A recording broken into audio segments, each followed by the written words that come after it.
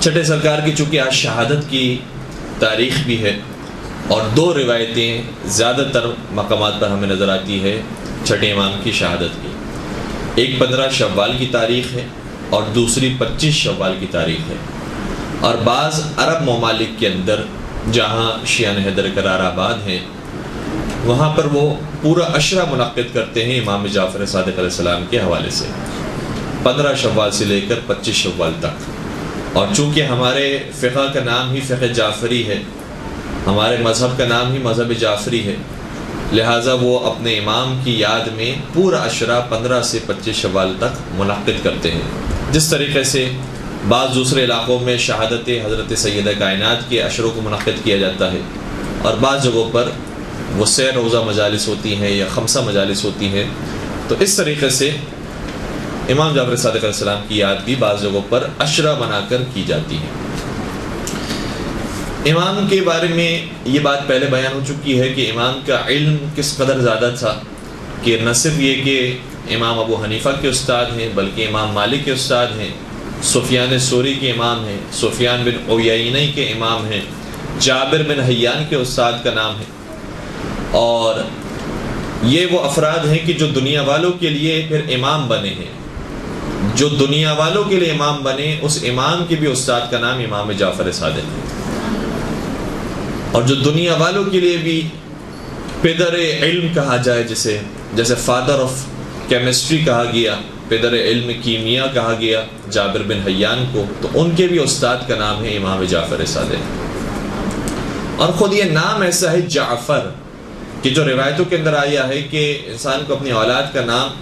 یا یہ کہ پروردگار کی عبودیت کے ساتھ رکھنا چاہیے، یعنی عبداللہ رکھنا چاہیے یا عبد الرحمن، یا کوئی بھی ایسا نام ہو کہ جو پروردگار کے نام کے ساتھ ہو لیکن بندگی کے ساتھ جو ہے وہ نام آیا ہو، یا یہ کہ انبیاء کرام کے ناموں پر اپنے اولاد کا نام رکھنا چاہیے یا ائمہ کے ناموں کے اوپر اپنی اولاد کا نام رکھنا چاہیے۔ بالخصوص جو نام آئے ہیں اس میں جیسے محمد، علی، حسن، حسین، جعفر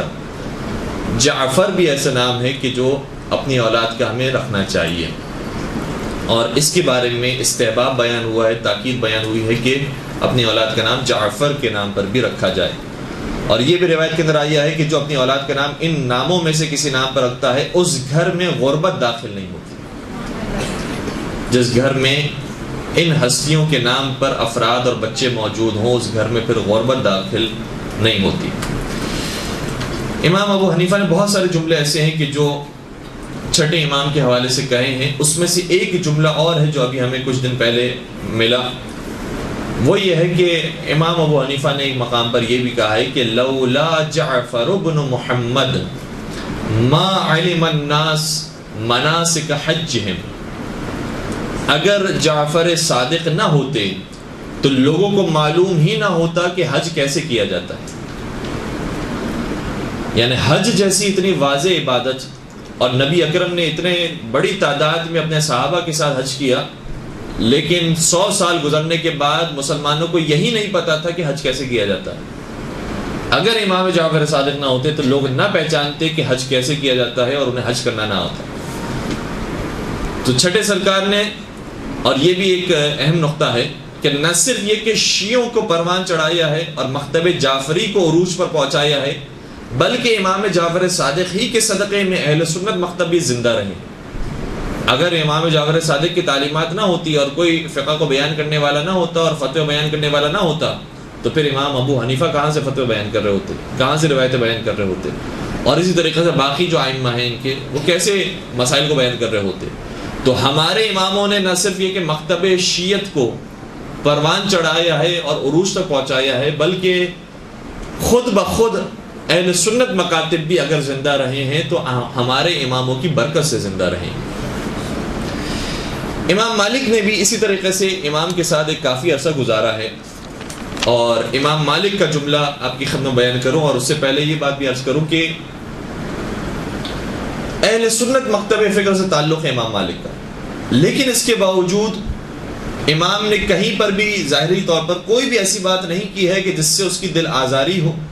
اور وہ امام کے در کو چھوڑ کر چلا جائے اور امام سے اپنے تعلقات کو ختم کر لے۔ یعنی یہ خود بھی ہمارے لیے پیغام ہے کہ ہم بھی اگر اس معاشرے کے اندر رہتے ہیں کہ جہاں پر مختلف مکاتب فکر کے لوگ موجود ہیں تو کوئی ایسی بات ان کے سامنے نہ کریں، کوئی ایسی بات ان کے کانوں تک نہ پہنچے ہماری طرف سے کہ جس سے نفرتیں قائم ہوں اور وہ ہم سے دور ہو جائیں۔ امام مالک بہت زیادہ خوش ہوتے تھے چھٹے امام کی صحبت میں، جبکہ امام صادق تقریباً 15 سے 20 سال بڑے تھے، عمر کے اندر 15 سے 20 سال بڑے تھے امام مالک سے۔ گویا جب امام جعفر صادق بڑھاپے کی طرف جا رہے تھے تو یہ جوانی کو طے کر رہے تھے، لیکن کہتے ہیں کہ جب میں پہنچا ہوں امام کی بارگاہ میں اور امام کے حضور جب بھی حاضر ہوا ہوں تو انہوں نے اس قدر محبت دی ہے، اس قدر احترام دیا ہے کہ میری ہمیشہ تمنا ہوتی تھی کہ ان سے زیادہ صحبت اختیار کرو، ان کے ساتھ زیادہ وقت گزارو۔ ایک جملہ انہوں نے بیان کیا، کہتے ہیں کہ ما رأيته قط الا يخرج الوسادة من تحته ويجعلها تحتي، کہتے ہیں کہ کبھی ایسا نہیں ہوا کہ جب میں نے ان سے ملاقات کی ہو تو انہوں نے اپنا تکیہ اٹھا کر میرے حوالے نہ کر دیا ہو اور میرے نیچے نہ رکھا ہو اور اتنا احترام نہ دیا ہو کہ مجھے ایسا محسوس ہو کہ میں کسی غیر کے پاس آ گیا ہوں۔ تو چھٹے سرکار اس قدر امام مالک ہو یا کوئی دوسرا آدمی بھی ہو اسے احترام دیا کرتے تھے۔ باقاعدہ ان کا پورا جملہ ہے، وہ میں آپ کی خدمت میں بیان کرنا جا رہا ہوں۔ کہتے ہیں کہ وَلَقَدْ كُنْتُ آتِي جعفر ابن محمد وَكَانَ كَثِيرَ الْمِزَاحِ وَالتَّبَسُّمِ، میں جایا کرتا تھا جعفر صادق کے پاس، امام کے پاس جایا کرتا تھا اور وہ بہت زیادہ مزاح کرنے والے اور مسکرانے والے تھے۔ فَإِذَا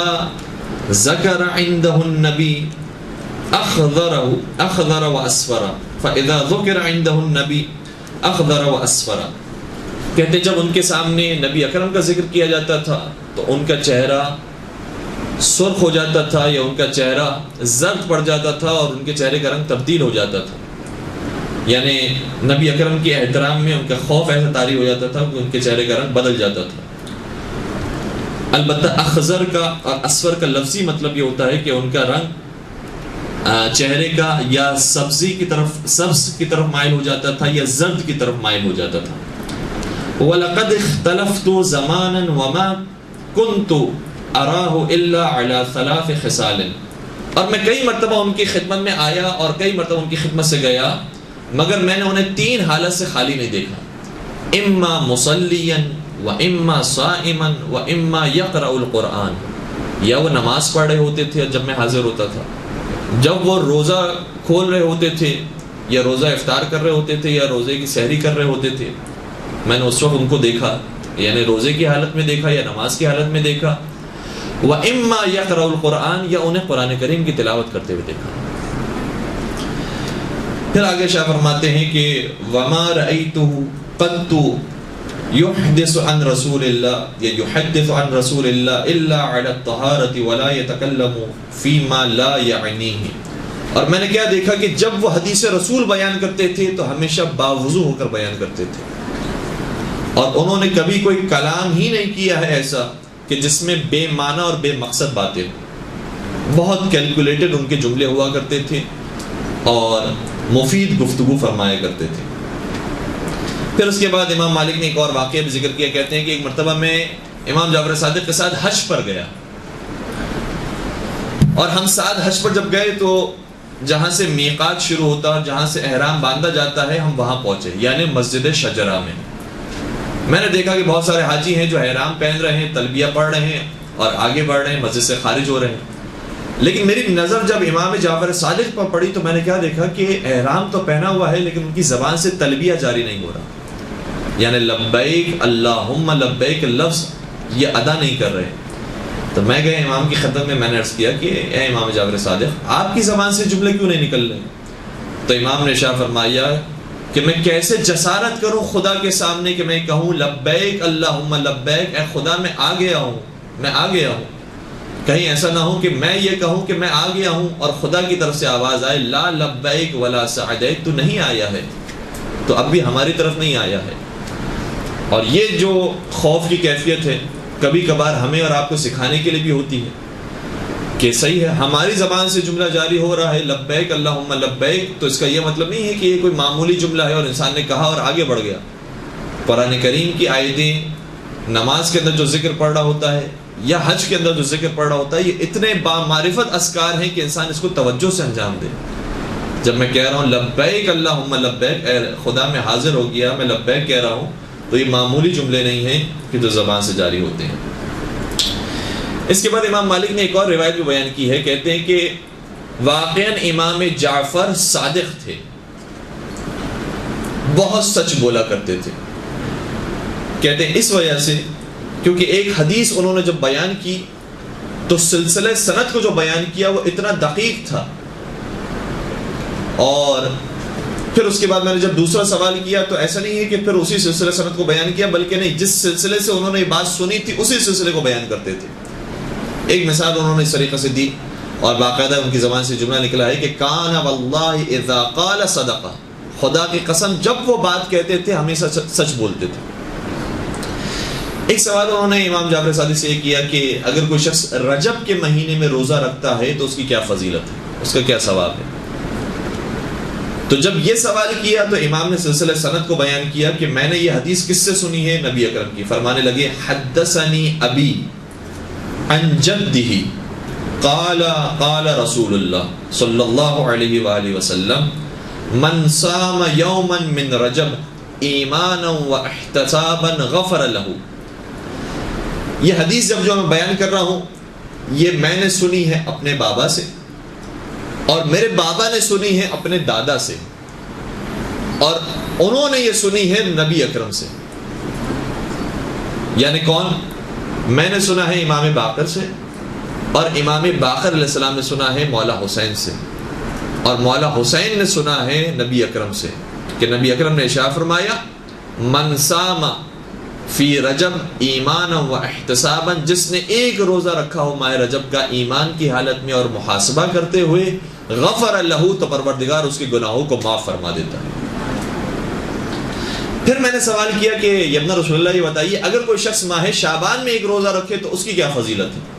تو پھر اب جو سلسلہ سند کو بیان کیا وہ تبدیل کر دیا. پھر فرمانے لگے حدثنی ابی عن ابیہ عن جدہ قال قال رسول اللہ صلی اللہ علیہ وآلہ من صام یوما من شعبان ایمانا واحتسابا غفر لہ. پھر فرمانے لگے کہ میں نے اپنے بابا سے سنا ہے اور انہوں نے اپنے بابا سے سنا ہے اور پھر انہوں نے اپنے جد سے سنا ہے کہ نبی اکرم نے ارشاد فرمایا جس نے ایک روزہ ماہ شعبان کا بھی رکھا ہوگا ایمان کی حالت میں اور احتساب کی حالت میں محاسبہ کرتے ہوئے تو پروردگار اس کے گناہوں کو بھی معاف فرما دے گا. اب یہاں پر جو سلسلہ سند بیان ہوا ہے اس میں کیا ہے؟ امام صادق نے سنا امام باقر سے، امام باقر نے سنا امام سجاد سے، اور امام سجاد نے سنا مولا امیر المومنین سے، اور انہوں نے سنا نبی اکرم سے، اور یہ حدیث بیان کی. تو جیسی روایت انہوں نے سنی ہوتی ہے ویسے ہی دقیق انداز میں ہمیں بیان کرتے تھے. کبھی بھی انہوں نے اپنی مرضی سے کوئی اضافہ نہیں کیا، کوئی کمی نہیں کی. اس لیے امام جعفر کو جو صادق کہا جاتا ہے وہ بالکل صحیح کہا جاتا ہے. درود پڑھ دیجئے محمد و آل محمد.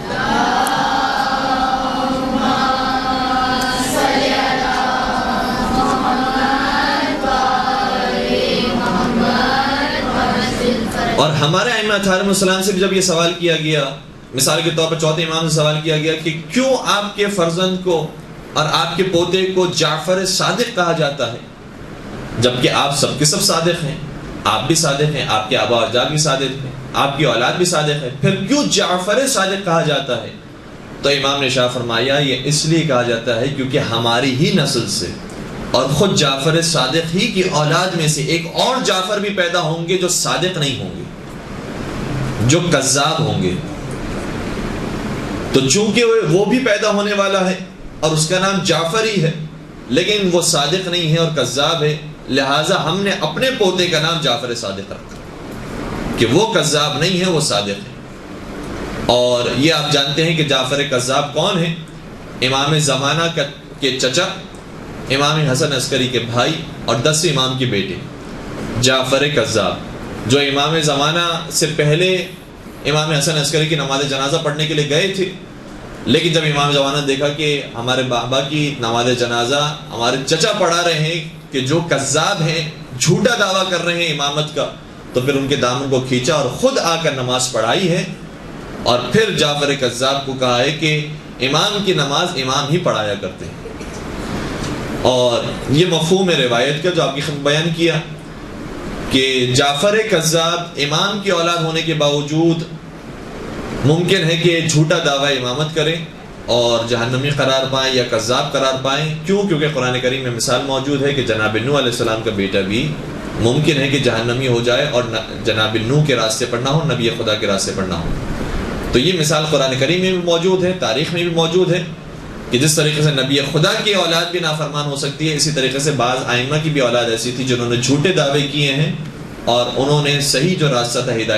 ہدایت کے راستے کو چھوڑ دیا ہے. ایک درود پڑھ دیجئے محمد و آل محمد.